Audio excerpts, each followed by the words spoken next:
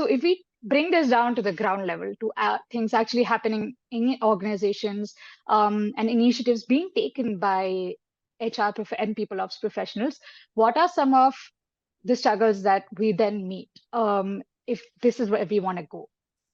All right. So struggles, there are too many actually. So largely, if you look at it, the process has two complexities.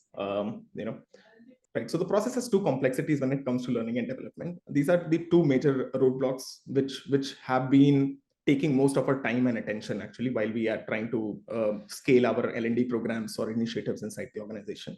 The first one is the training need identification. Now, training need identification, if you look at the traditional practice of doing it, it was very bullpup as a process where, a manager over a period of time, over a year, once the people have KPIs or OKRs or objectives defined for them, and they're performing on that, the entire year of analysis of or a high level input of a manager used to translate into training. Right? I would look into my team. I see that this person has certain problem in this values. This person has some certain problem in this competency. Certain person has this problem in getting this goal done. Right? So now, whatever these identifications were there from my side as a manager would travel up and would be the training program for employee moving forward. Now the preferences have changed, because if you look at the era today, none of the organizations, the kind of people that we hire today, they are self-driven. They have their own sense of getting things done or scaling them, those things for themselves in future. So because of which these, first problem that I was talking about is that democratizing that information. You cannot create a boring program. You cannot make, you cannot expect that you create a content and everybody else consumes it into the organization and has the same or desired outcome that you want out of that content. So that is the first problem, where the quality of the content that is being produced should be more moderated, keeping all stakeholders in mind, which has been taking a strong hit. Other than that, the other struggle which I believe the organizations face very commonly is the AI in itself. So AI, which is also a solution, also tends to become a problem. We at Keka, we are also an AI-driven HR platform, where we are trying to help HRs manage their workflows, their operational workflows on day-to-day basis. We face the same problem with the HRMS also. So while you're trying to scale AI as a solution, the possibilities that it is creating now, that is pulling people into n number of direction. You can do n number of things with AI, and because of which the possibilities that people are pursuing have also diversified a lot. So the dynamicity, the speed, and the evolution, the way AI is evolving, it is kind of hard for people to stay in touch, right? And there is a constant FOMO amongst the users about, are they being in line with what is required or whatever is happening.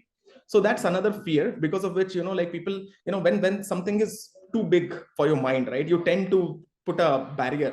I don't want to go beyond that. Don't want to look into it. I'm very comfortable in my silo. So I don't really want to even try and scope out a new solution or a new thing.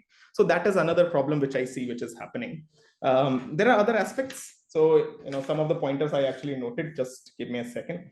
Right.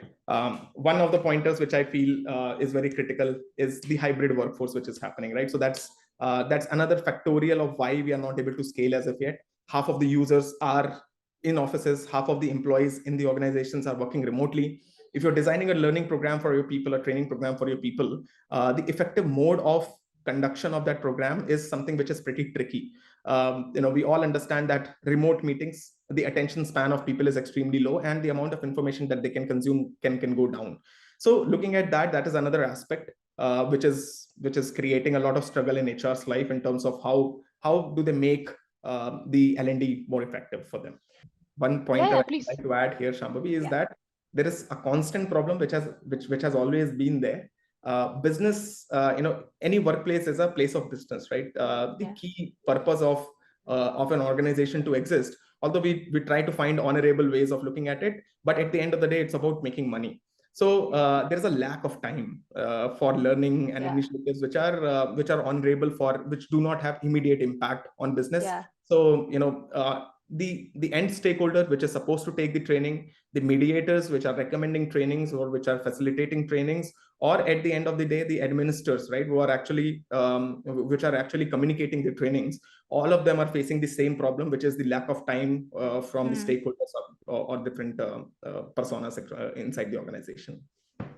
Okay, that's exactly like I said, ground level, and those are exactly the things that you've pointed out. And I think people also resonate because we launched a poll asking people about their satisfaction levels with L&D, and their struggles as well.